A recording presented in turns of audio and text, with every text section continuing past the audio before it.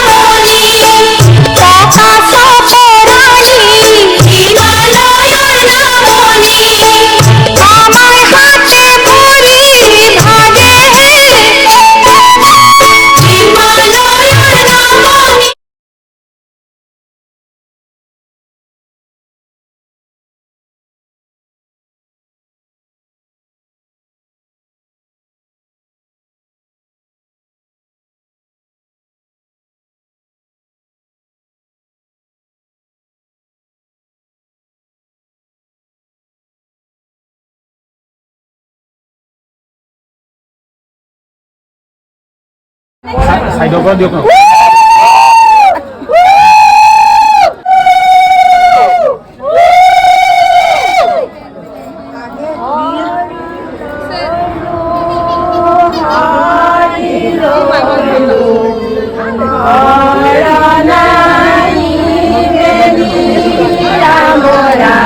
Oh